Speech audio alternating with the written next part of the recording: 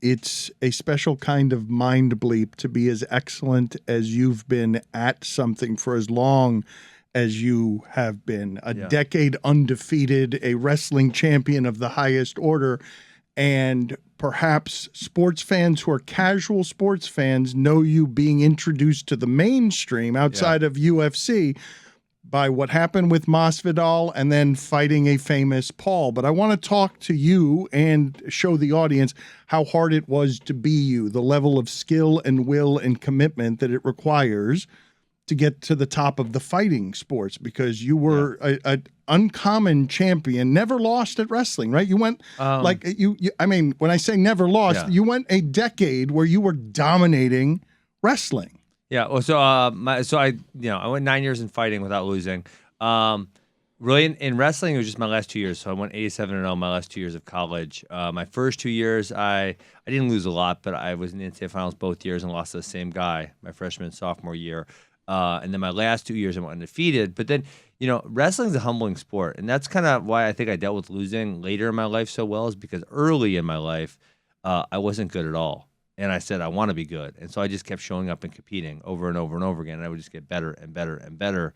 But even after I went 87-0 in my college career, I wanted to make the world team that year. And then 2007 and then 2008, my goal was to make the Olympic team. In 2007, I came up short, right? I took 5th at the world team trials. And so it's 4 spots away, right? You got to be number 1.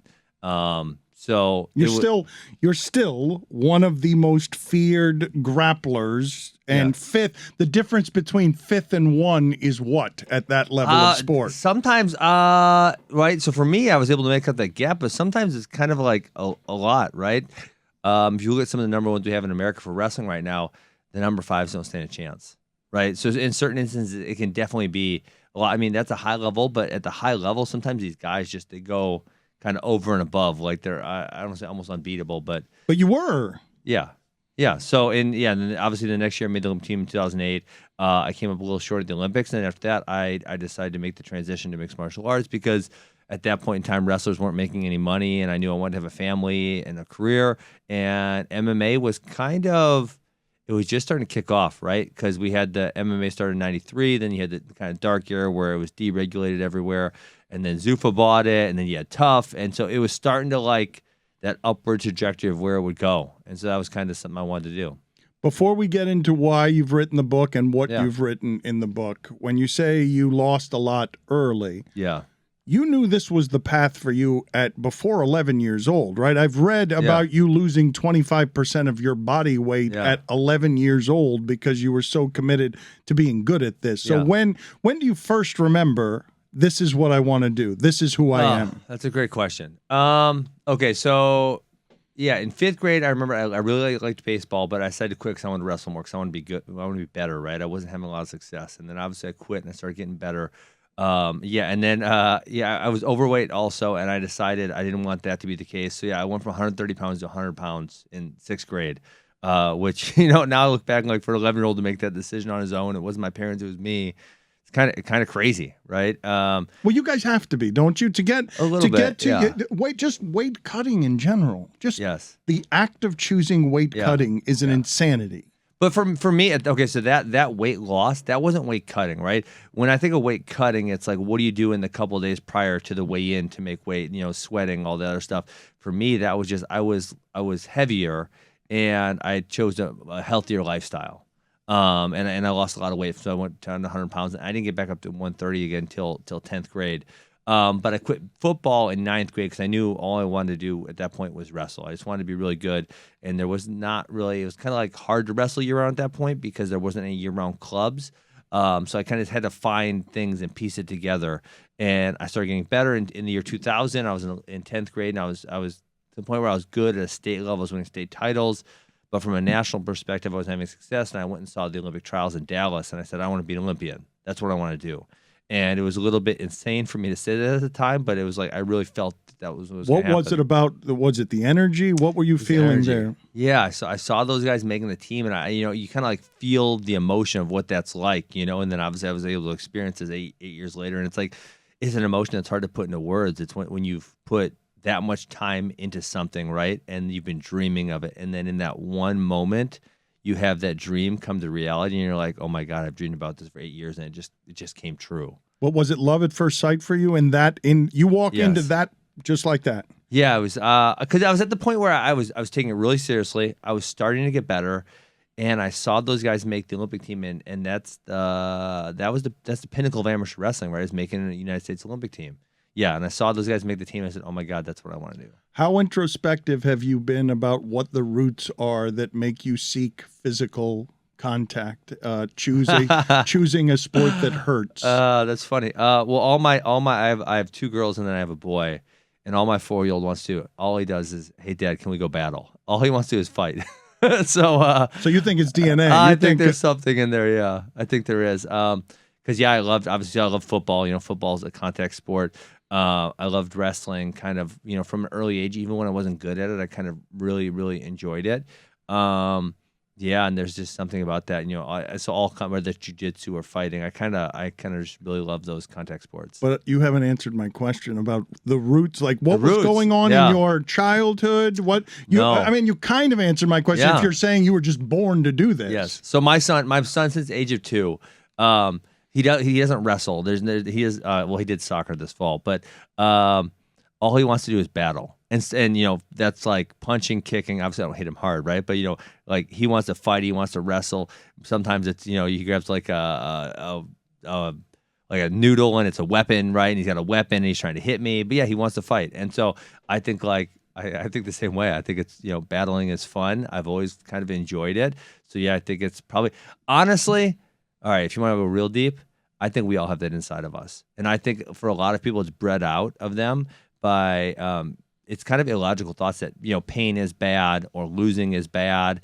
And I think, you know, actually I was just reading Meditations by Marcus Aurelius, some old school philosophy. And wrestling is some gladiator shit. But wrestling is brought up between 6 and 8 times. I mean, it is human to wrestle, right? To grab someone and try to throw them on the ground. It's human. So, yeah, and I think from a young age, if you go watch little kids, like, and before they're told not to in school, they will grab each other and try to throw each other on the ground. It's just natural. And you are telling me that it is something innate that either needs to be fed or repressed, and in your case, you fed it. I think so. Yeah, I think so. And my dad was kind of good about that, and you know, he wasn't like a wrestler. Like he did kind of all the sports in high school and kind of like wrestling. But yeah, I mean, obviously, you don't want some kid who goes and beats up all the other weaker kids on the playground. But like in my son's case, if he wants to battle with someone, like, and they both want to go at it, then cool, let's battle. But if you thought about this philosophically, if you thought about it meditatively, tell me then what your counterculture philosophies are on pain and pain management and running toward fear instead of away from it. Yeah, but pain is nothing. Like my daughter got a splinter yesterday when she was climbing a rope, and she was so fearful about getting it pulled out. And it's like, it's not going to be a big deal. Just pull it out, you know? But then I was thinking the other day, like, this one kid who was older, he got a cut, right? He bumped heads, and he was kind of flipping out about it a little bit, you know? And it's like, but I've been there, right? I've had that happen. Between fighting and wrestling, I don't know, 8 times, 10 times. Like, if you're actually in the moment, it actually doesn't hurt. It doesn't hurt at all, because of the adrenaline? I don't know if it's adrenaline or just like, it just literally doesn't hurt. It just doesn't hurt. I don't know. And so if there's, you know, but there's something that is telling you there's blood coming and you should be emotional about that. And you almost build it up to be more than it actually is. Wait a minute. Yes. You basically are saying that over time you have made your body scarred enough that you don't feel pain, that pain is not a thing. Well, no, there are certain things that are painful, but there's a lot of things that aren't painful that people, they anticipate is going to be, and so they freak out about it before they actually really feel it. Does that make sense or no? Am I talking crazy? No. You don't sound crazy, but when I've talked to fighters about consequences or warriors about consequences, what they tend to tell me is I wouldn't be a warrior if I sat around thinking about consequences all the time. I need to be someone who develops an armor so that pain isn't actually a thing, that I can outwill my pain, that I can be somebody who is stronger than what I believe my mental frailties are. Yeah, and I mean, honestly, well, pain is just, it's a point of information for us, right? And there's some points where we should probably say, I probably shouldn't push my body any further and I should probably stop. But then there's other places where we've been there. I think I kind of relate to the first time kids do really, really hard workouts. And so, with our wrestling academy, we don't really push kids when they're younger. So when they get a little older and we start pushing them, there's a natural pushback. I feel pain. I feel exhaustion. I don't want to go further, right? But because I've been there hundreds of times, I know we can go a lot further, right? So I can't take them from 1 to 100 in the first workout, but I can take them to 3, and they're like, oh man, that was hard. And then you go to the next one, and you go to the next one, And when you've been through these things so many times, you realize pain is just kind of a signal to the brain, and you can kind of ignore it and get unemotional about it. What else did you learn in reading whatever it is that was the wisdom that Marcus Aurelius had to impart? You know what I thought? I kept thinking actually was that if someone would have told you this was a modern day philosopher, you probably could have accepted that. And I think that's fascinating because the guy wrote it thousands of years ago. And, the human condition is the human condition, right? We are kind of the same. And everyone likes to think like, oh, this next generation, they're so screwed because of social media or whatever, right? But when you read what he was writing, it's like, wait, human beings were kind of the same. And that was like thousands of years ago. So I think the human condition is the human condition. What can you tell us about the extremes that you will go to in wrestling to, for example, cut weight or what are the examples you'd give the audience about where the obsession probably goes too far for them, but not for you? Interesting. Well, I would say, and I guess kind of this would tie into the Marcus Aurelius because another thought I had is like, there's a lot of people who want things easy, but when you get to somewhere hard, you realize that nothing easy can be that good because if it's that easy, then everyone's going to get it, right? So in order to achieve something great, you're going to have to do something that's hard. And so don't fear that hard thing, accept that the hard thing's going to happen, and maybe even you embrace it, right? And so I think when I was super obsessive about being great at wrestling, I was willing to push myself further and harder and just be there every single day. So the consistency of continuing to show up over and over and over again for years on end. The Olympic thing, that was 8 years. And fight everyone off because it's always young people who are similarly minded who want your shit. Yeah, but even you said building a business, people want it to be easy. They want some get-rich-quick scheme. And it's like, no, if you want to build something great, you have to show up and you have to do the right things day after day after day after day for years probably in order to build something that's great. In order to achieve something, you got to keep doing hard things all the time. That's general. How about specific? What are the details? Give me an example of the worst weight cut, because showing up in wrestling is not like me punching a clock and showing up for, my job as a grocery store manager. I would say, it's funny. So my high school wrestling coach, he now works with us at Askren Wrestling Academy. And it's funny because I think his philosophy on coaching wrestling probably has changed since then. And we still obviously do hard things, but he made us do some extremely hard things. And, I think that kind of hardened the mind. So I think we would wrestle for 2 hours straight live, which, now we don't, and I don't think it's necessary to make elite level competitors, but we probably don't go over 30 minutes. And so that made us like so grizzled and so tough to what we were going to experience within a 6-minute match, that we could just keep pushing and pushing and pushing. And that, that kind of carried over my fighting is like, fighting someone for 25 minutes is a long freaking... It's unbelievable. It's so long. It's People do not understand who are watching you to be elevated at that level of survival of the fittest, adrenaline intensity, where you are just tapping into something primal. People have no idea what kind of shape you have to be to go 25 minutes, and 2 hours is an insanity. Your coach was crazy. He really was at that point. So, but it made us tough, and he made a lot of good wrestlers there. And then, I think like any smart person, he evolved his thought process where we don't need that things all the time, but maybe once in a while to ensure we're that tough. Fighting someone for 25 minutes, I actually part of me says they don't need to be 25 minutes long to figure it out. Like a wrestling match, for example, at the world level is 6 minutes. And some of these foreign dudes who aren't, they're elite, but sometimes they're not in great shape. Like you see them get so tired in 6 minutes that they're ready to fall over.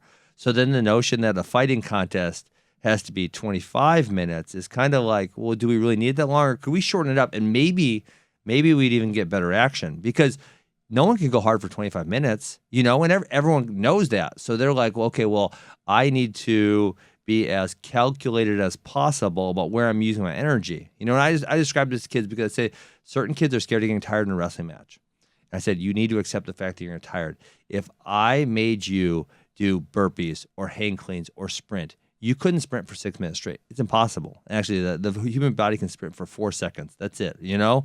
So we can achieve maximum output for 4 seconds. So the notion that we're able to do it for 6 minutes is unfeasible. So you're going to get tired, right? And so like in a 25-minute fight, you really have to know like how to calculate your energy output and where to push hard and where to pull back a little bit.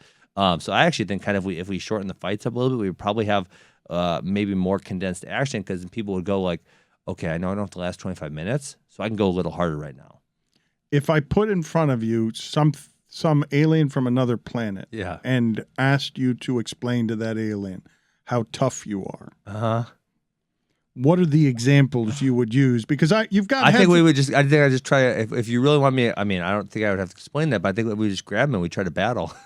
You just explain it to him with your body. Better to explain it with your body than with your mouth. But the reason I keep bringing it up, I think you're normal. Yes. The audience listening to this doesn't understand that your normal is abnormal. I don't know what your ears look like. You're wearing headphones. But if you're a wrestler, you've got the cauliflower ears, because your ears have been beaten so much that they don't even feel pain at this point, correct? Nothing. Yeah. I could do anything to your ears, and they're so calcified that I would not harm you in any way just because you've been taking beatings for your entire life.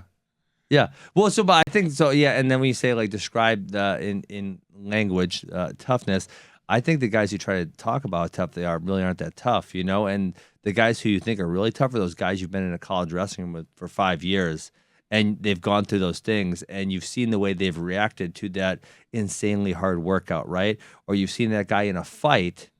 Like there's no way someone could describe to you their toughness, and it'll be more compelling than you watching them fight, and you go, holy shit, like, how's that dude still battling? Like, they've been battling for, 4 rounds, and he's still going at it, and his eyes swollen up, and, he's got leg kicked a whole bunch of times, and he's still moving forward. Like, there's no way you can describe that in language. You just got to see someone go at it. Well, you have the face of a wrestler. Like, you've got the skull of a wrestler. Like, I feel like if I hit you, it would hurt my hand. My wife always, with the brown, we're on video, but the brow line right there, my wife always, she jokes. She said, are people with the brow line like that, are they drawn to wrestling, or do you get it from wrestling?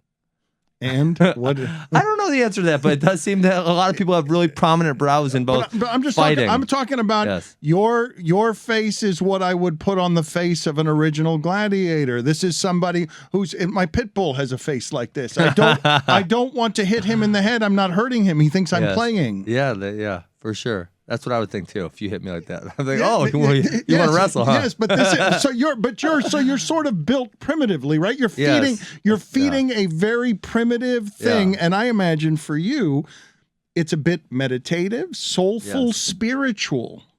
Yeah, absolutely. I mean, isn't it? But I feel like that's what we want out of life, right? And is just see how far we can take it, and see how tough we are, and that's something. I think wrestling's better than all other sports. And I may be biased, obviously, but because it is that one-on-one, and it is primitive. It's you and another person, and we shake hands, and we see who's going to be the best. It's a heightened form of living. Yes, absolutely. It's more present than you are elsewhere in life. Yep. Absolutely. When I talk to rock climbers who do that because of the fear of death, because it's just elevated. There's nothing like it, right? To be stripped down to it's just me, and I've got to make a career this way with my body. As a challenge, do you always look for places where the degree of difficulty is off the charts, or is this just unique to your career choice? No, I think, like I said earlier, easy things aren't fun. Right, easy things aren't fun at all. Whether it's building business or picking a sport, I think the things that really give you life, and maybe it's because I started out this way and now I don't know any other way and I can't live normally.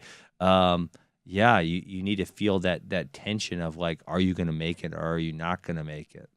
What's your relationship with fear? Fear, it's not a useful emotion. Well, in primitive life, if we go back to primitive life, fear told us a lot because there was no safety nets on our survival, right? Whether it was a puma trying to attack us or a neighboring tribe or whatever. So maybe fear was more useful. But in my everyday life, there's not really anywhere where I'm going to die, right? Or it'd be pretty rare in our circumstances in the United States of America that there's an actual instance where we could die. And so it's kind of useless, right? And that's what I said, like with my daughter yesterday, with the fear. Her fear of me taking a sliver out of her hand was completely illogical, because the reality was it was going to take 1.5 seconds to pull it out, and then there wouldn't be any pain at all because the sliver would be gone, right? So most people, I think they let fear dictate a little too much, and in our present day circumstances, fear is kind of not all that useful. How has it changed over the years? There must have been a time where fear was present and you didn't realize with awareness that it was useless, that you were just afraid. I don't know. Actually, I think from a young age, I just wanted to battle. Oh, like your son. So you're saying from 4 years old or whatever. Yeah. If I win or I lose, it's temporary. I enjoy the spirit of the fight. So I cannot remember that early in my life, right? But I do remember, like I think probably 4th, 5th, 6th grade, and is probably where I start like having a real remembrance. Actually, I talk about in my book, tomorrow's coming out. One of the things that drew me to wrestling is there's 2 instances, one in soccer and one in football.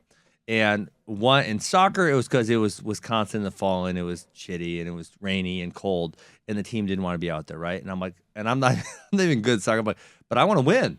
I'm trying to play soccer here, and you guys are all being babies, And then in football, it was the other team was kicking our butt, and they were really good. And everyone wanted to concede. They wanted to give up. And it's like, no, I'm trying to freaking play football here. I'm trying to win, and you guys are all quitting. I don't want to quit. And so, like, those things drew me to wrestling, because I knew in wrestling, like I said earlier, it was me and the other person. And we shake hands and we're going to battle, and that's it, And so that really drew me to wrestling, that self-reliance, that, like, I didn't have to worry about anyone else. So, I don't really... You like not having teammates? Yes. You like not having to rely on someone being as willful, as crazy as you. You're responsible. You're responsible for yourself. Yeah. You are accountable to only yourself. Yeah. You like the self-sufficiency of that. Yeah, absolutely. Yeah, and my son actually, he maybe lacks the necessary fear, because sometimes I know, like, they like to play this game called Monster, where, like, I'm the monster, right? And then him or his friends, or him and my daughters, are, I'm trying to chase them. And sometimes, like, when I really scare him, when I jump out and go, ah, right from me on the corner, and there's this fight or flight, his friends all run, and he's like, ah, he tries to fight me, So, and you like this for him. You see the mirror, and you love that your son has this bit of you in his DNA. And because I think that is life. When you pick fight or flight, like I said, in current day America, there's not real fear. We don't have alligators trying to. Well, you live in Florida, so maybe you got to worry. Well, alligators. I would say a lot of people are getting shot too. But your larger point is right, that every time we go out, there's not the greatest of fear of survival of the fittest, fight or flight. We're not challenged like that every day. You'd kind of like to be. It sounds like. It sounds like you would. You like. I love it. That it's not living unless it's hard. So if I could, the one thing I miss most about fighting or we'll say competing just in general, is like that walk to the cage where like all of the training's done and you're ready to go fight, and the crowd's cheering and you get to go put it all on the line. Like, that's the thing I miss the most, because you don't get that. You don't wake up and I go to my wrestling podcast in the morning and the crowd's like, and you're like, all right, am I going to freaking get this done, or am I not going to get this done? Well, there's nothing like it. Every athlete who lives, never mind combat sports, at the height of the gladiator spectacle, at the height of the self-sufficiency that you speak of, there's nothing like fighting. Yeah. You'll never find anything in life that recreates that. You can jump out of airplanes and everything else. What else would you find that would feel comparable to walking to the octagon? Yeah, I guess.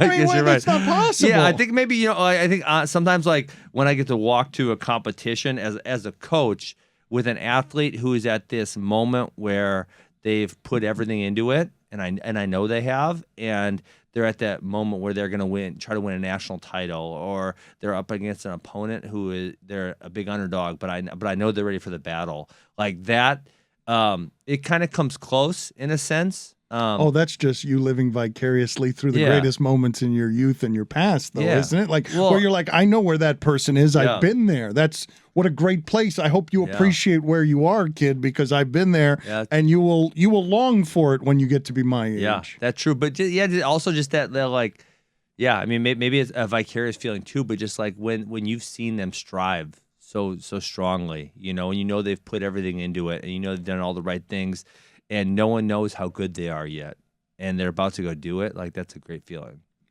The book, I should tell the audience, it's a memoir, Funky, My Defiant Path Through the Wild World of Combat Sports.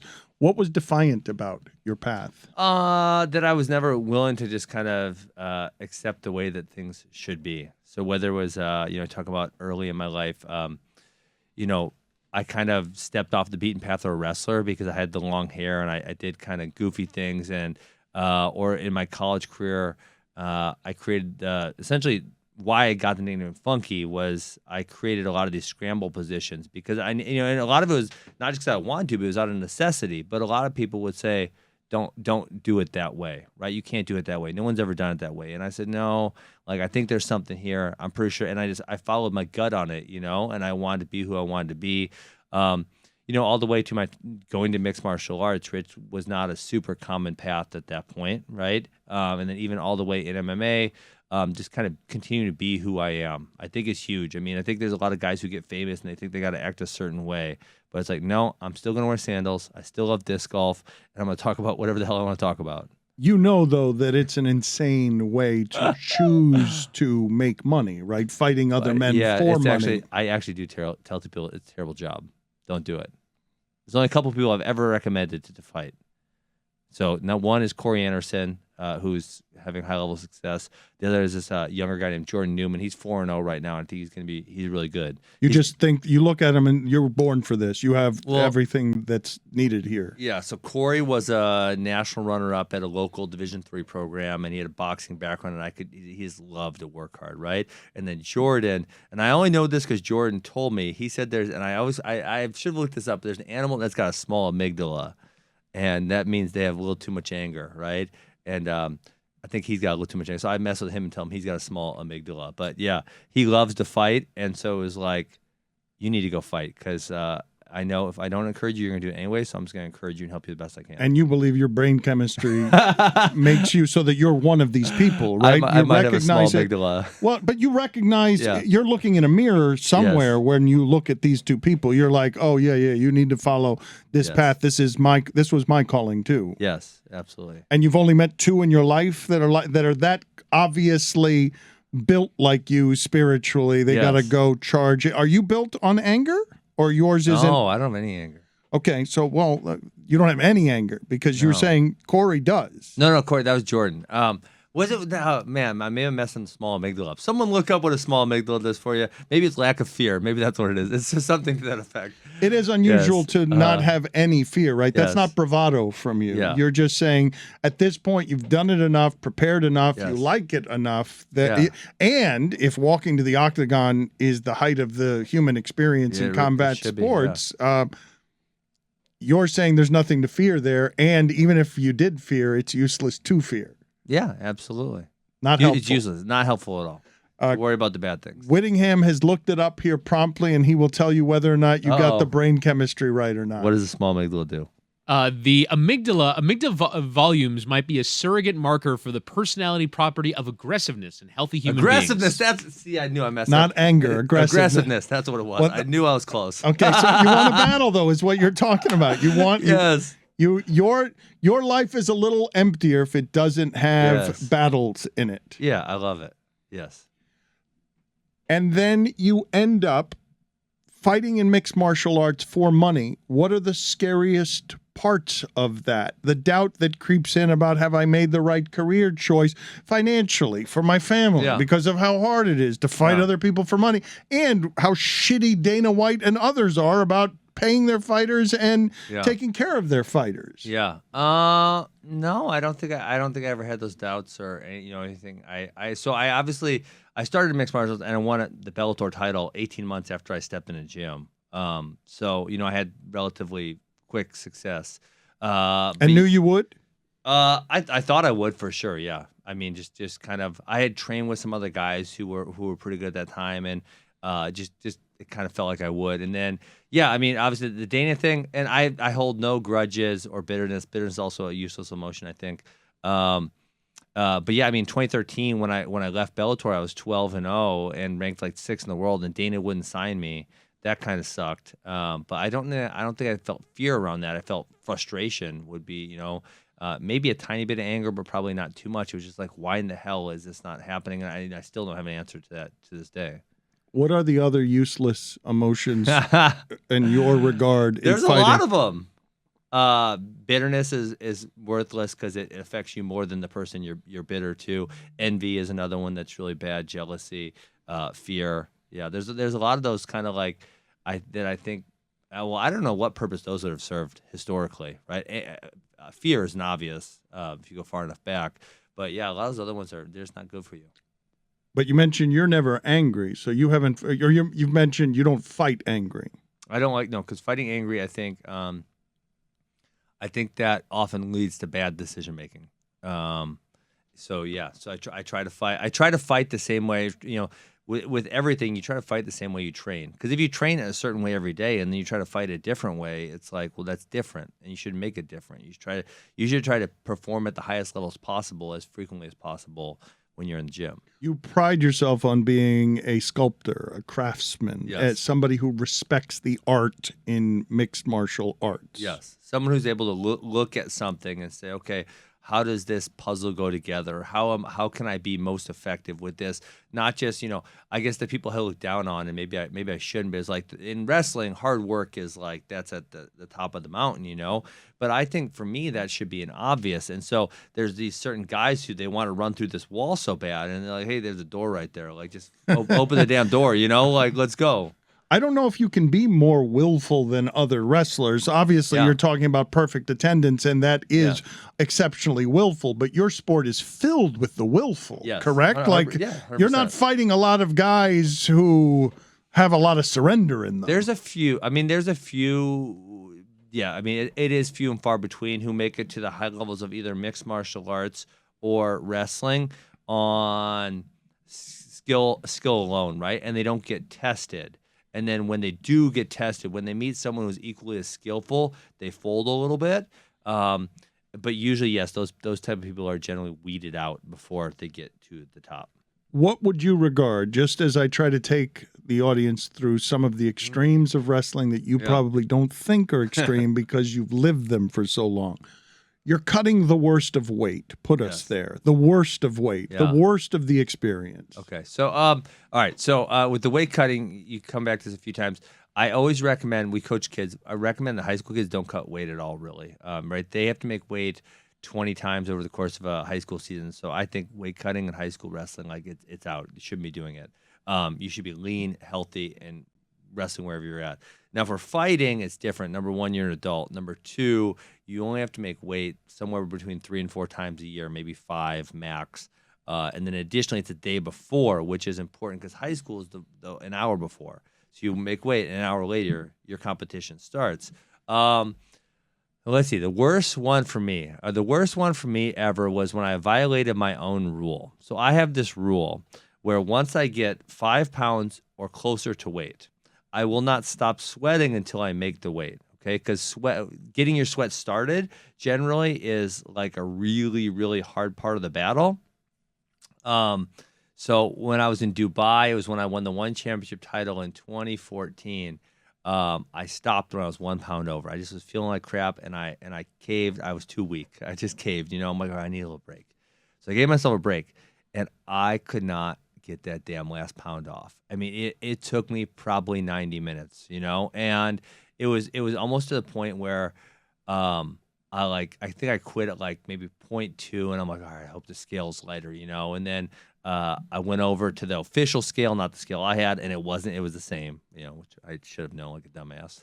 And so then I had to go back outside, and we're in it was Dubai, and it's 115 degrees, and I'm like got plastics on, and I'm just trying, like I couldn't run. It was like a shuffle, and luckily I sweated the last 0.2 off. So because I've never ever missed weight in my whole life, and all of wrestling, fighting, I never miss weight. That goes with that consistency point I made earlier.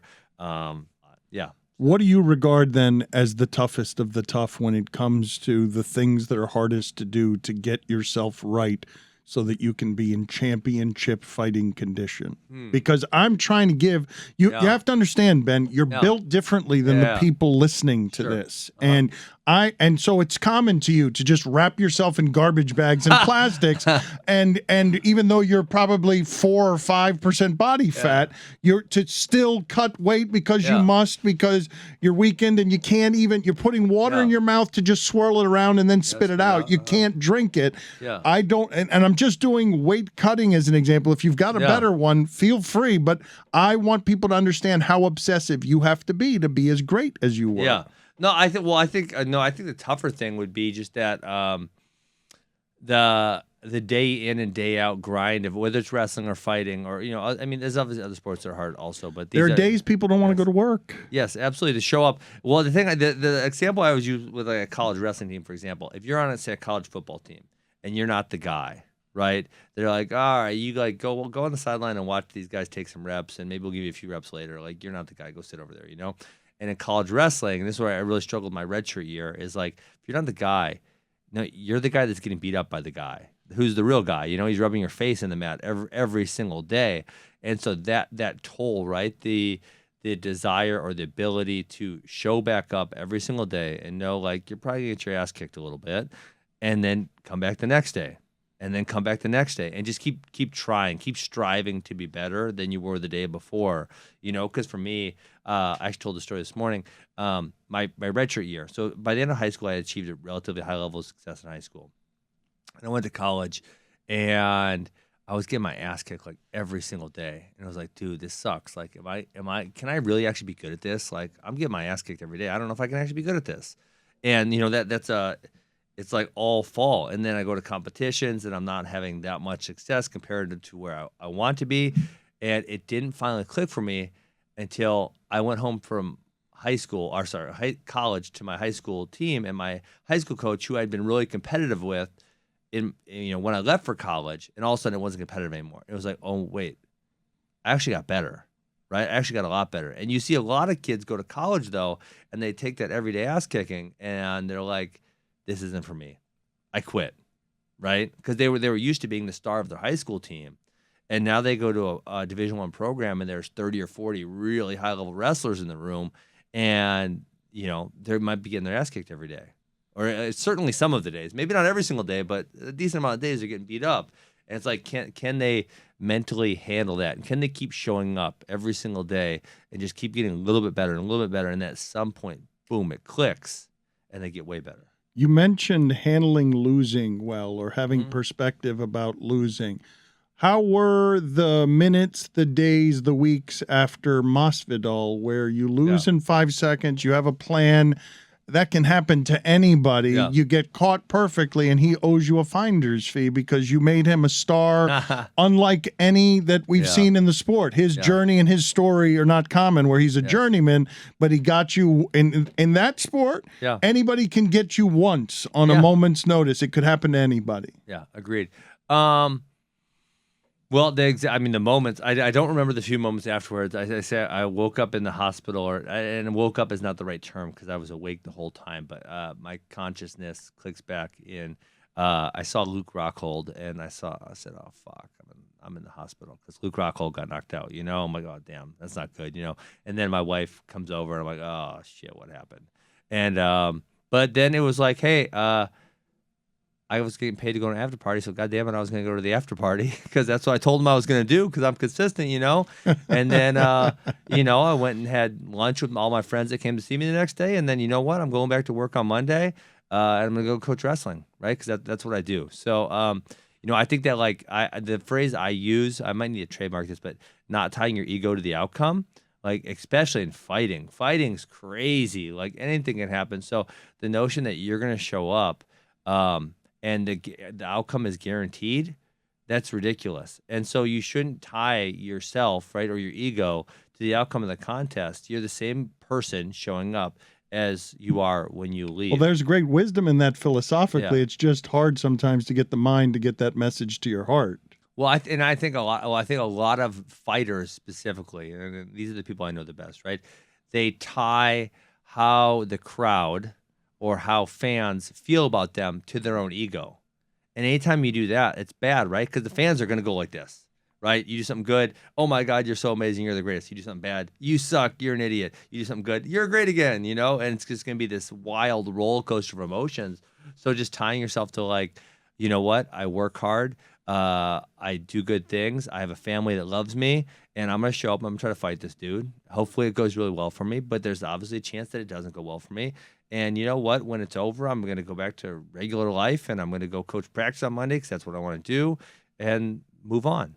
Were you able to avoid all the video of it when you say you woke up when you because you woke up you didn't wake up, but you were groggy, right? Your memory was shot for a good amount of time, maybe an hour, 2 hours. I don't know the exact period of time.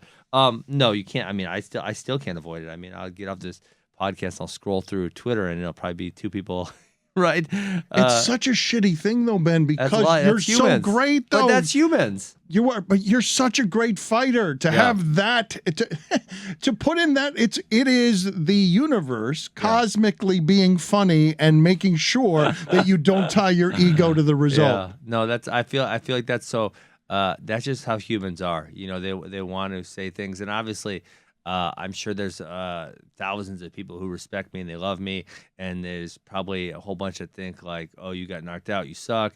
And, you know, there's a lot of it is jealousy and envy that they just want to try to make me feel bad about myself because that happened. But it's like, no, I'm not going to feel bad about myself. I generally like myself. I try to make good decisions in life. I have a family that loves me. I got a lot of kids who want to be coached by me, and I try to do right by them. How long did it take to come by that perspective? Like, were you able you said you had an after party and I'm going to show up because I got a contract to show up. Yeah. And if anything Ben Askren's going to do, his ass is going to show up. Like, I'm going to show up.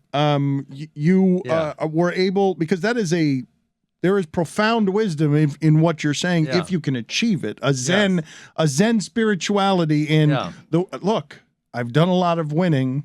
Human beings are going to lose. Fighters are going to lose. I'm not going to absorb it as part of my ego. I reject it. I know who I am, and it will not be distorted by somebody who likes to laugh or howl at me. Yeah. I don't know where I originally came upon thinking that way, but my wife thinks it's because I'm partly autistic, and I think there's a possibility in that. But I think it was just because I wasn't that good early, and like I said, I knew if I kept showing up, I was gonna take some losses, but I was gonna get better, and that was all I was worried about. I just want to get better. I just want to get better, and so I just kept showing up over and over and over again. I mean, in those years, 6th, 7th, 8th grade, 9th grade, I'm probably taking 20, 25 losses a year, so it's not like a big deal. It's like, okay, I lost. What happened? How did I lose? What do I need to get better at? And then just that, and just like knowing that I'm just going to continue to progress over the course of time. So I think probably it relates back to that a lot. Well, mistakes are just learning in disguise, right? Failure absolutely. Is only learning in disguise. Yes, if you can take it as that, but some people can't, right? Some people take it too much to the heart. They take it as who they are, not something that happened to them. Did the fight against Jake Paul pay you a lot more than your excellence did? Well, I don't know how much excellence pays me.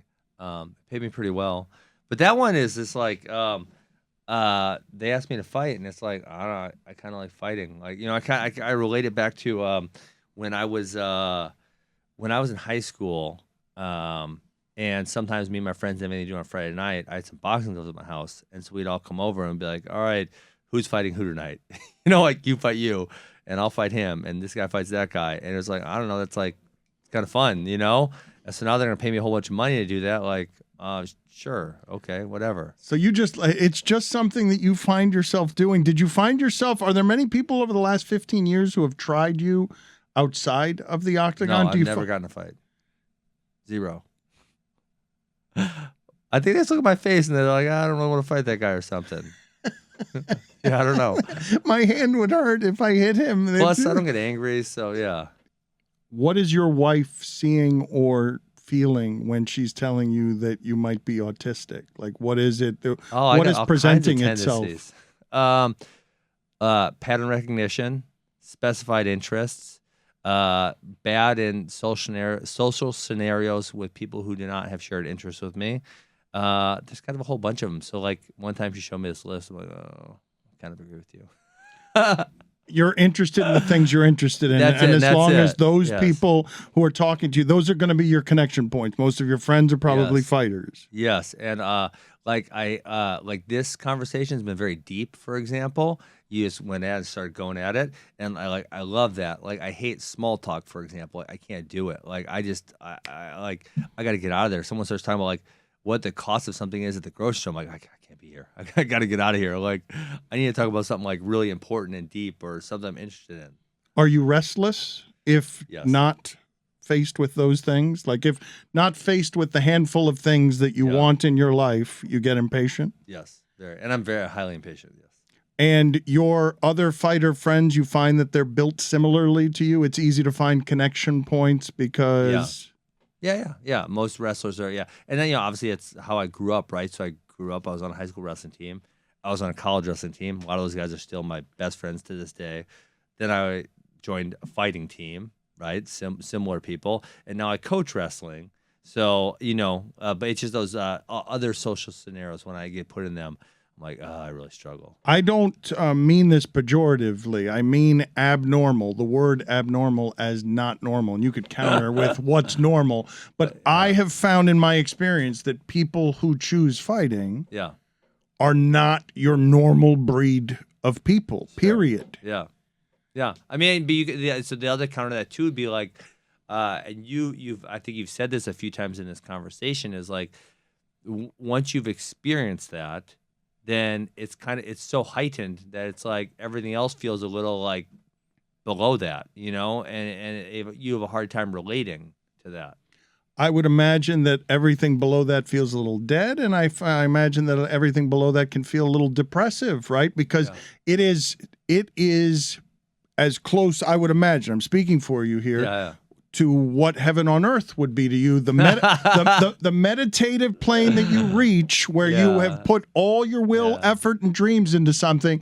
You're maximizing the challenge, and now you got to go fight another person who's doing the same thing. Yeah, no, I mean, you're not wrong at all. Like, I actually get really excited when I actually get to really wrestle someone now. Like, I know I coach at a wrestling camp, and most of the kids I work with are high school, even if they're good, I can't just beat their ass, right? Because that's not good coaching. And so it's only a few times a year where one of the guys I've coached who's now in college, they come back and we can just shake hands and we can just do battle. Like that doesn't happen a lot to me. So, but yes, like those, that is highly enjoyable. What are the wisdoms that you want people to get from your book? Why did you write it? Yeah. Okay. So I wrote it because it was, because I am restless and it was during Corona and I needed something to do. So I hit up with the MMA writer who I enjoyed the most, who wrote a couple good articles about me. I said, hey, you want to write a book? So one, I think it's fun and it's entertaining, and we kind of go through my wrestling career, MMA. But if I had to kind of like go through what made me able to do the things I was able to do, having delusional dreams, I think it's important. I think a lot of people are scared to dream that way. But like when I said I wanted to go to the Olympics at 15, dude, I wasn't good. Like I was not good on a national level, and so to be the notion that I'm going to be better than everybody. It's like that, if I would hear someone who is at my similar skill will say that, even if I coach them and I really like them, I wouldn't say, haha, good luck, buddy, but I might think it. I might think that, Would you think you're an idiot? Like what? I would probably think like, no, I would think good luck. Like I would maybe think like they're naive, like they don't realize how far away they are or how far behind other people they are, which I mean, I probably think I was probably naive when I thought. Well, the reason I say idiot is because I'm just saying, do you not know how hard this is? Do you not know? Do you not understand? Do you not have any self-awareness of you're not good enough, and the line of people in front of you is going to be very difficult to overcome to be best in the world or best in the country? Yes, that's exactly. So. Yeah, that would definitely be one. Number two would in be that sport, Ben. In that sport, we're filled with lunatic fighters, you know, like who are exceptional and willful as well. To be more willful than the most willful of all the people walking Earth, especially when you're behind them already, like kind of a few steps, many steps behind them. So you want to teach the audience dream delusionally? It's okay. Yes, it's okay. Well, I actually had this really good debate. I teach high school kids, coach them, and I do these Mental Monday segments where we talk about mental component. And we had this it was good, healthy discussion, but it was like, can you set goals that are too high?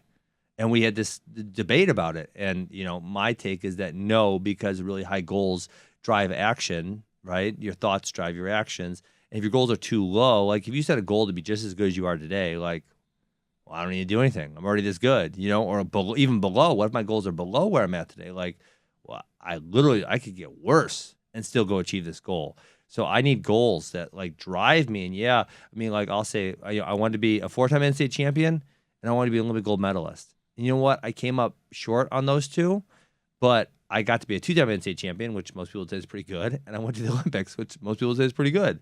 You know, so it's like, can you set your goals too high? And I think the answer to that is no. You know, their pushback was you'll come up short.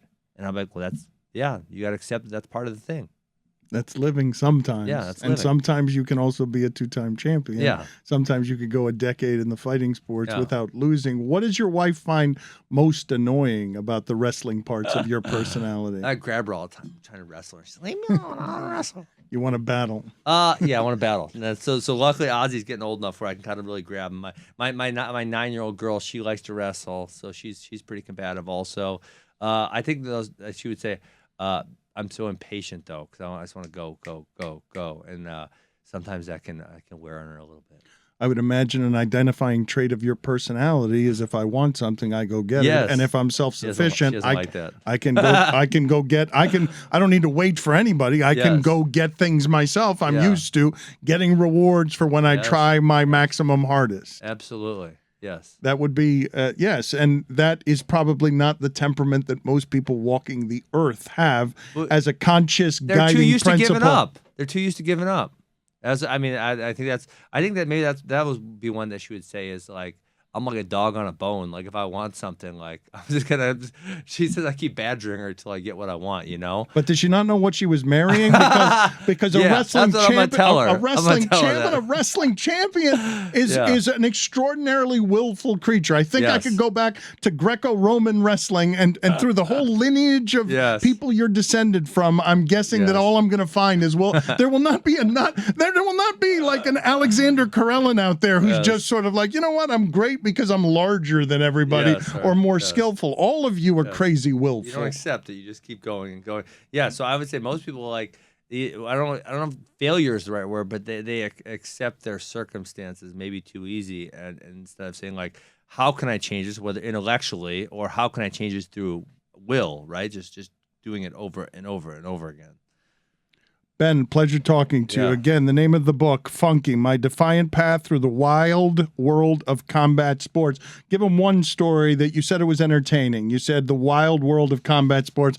You have It a is. lot of good stories. Yes. You must have encountered all sorts of unusual Oh, man. personalities. Oh, can I tell you a story that's not in the book? I told the other day, and I forgot how funny it was. Tyron Willie came up. We had homecoming at Mizzou, and the coach there has been there 25 years. And he was our coach also. And when he was our coach, he was super young. He had just started. And so I was trying to make all the athletes on the team feel grateful at how nice he was compared to what he was then. Coach Smith, don't get too mad at me. He's actually a Fort Lauderdale guy, so right down by here. Okay, so this one Friday. So in preseason, it was torture. Mondays we had 7-mile runs, and then Wednesday they would torture us in the stadium. And then we did lifting and wrestling also. What is right? torture in the stadium? Go Oh, ahead, the take people through it. stadiums were the worst. You had to run up to the top 7 times, then 7 sprints halfway, then buddy carries, then wheelbarrows, then jumps. It was terrible. It was awful. That was For it. you to be saying that makes it a special kind of awful. Literally the worst thing ever. The most torturous thing ever in my career, for sure. That's probably the worst. You said weight cutting. I would choose weight cutting over stadiums. I think they were torture. Okay, so this one Friday. Usually on Fridays, that was like our cool day. We would lift weights, and after lifting weights, we would go get to play this like version of football on this like on the football field, right? And so it was kind of fun. You know, we still worked hard, but it was kind of fun. So this one Friday, it's raining, and you see he's in this kind of mood, and he goes, "All right, we lifted," and he goes, "All right, everyone to the restroom room now." And we're like, "Oh shit!"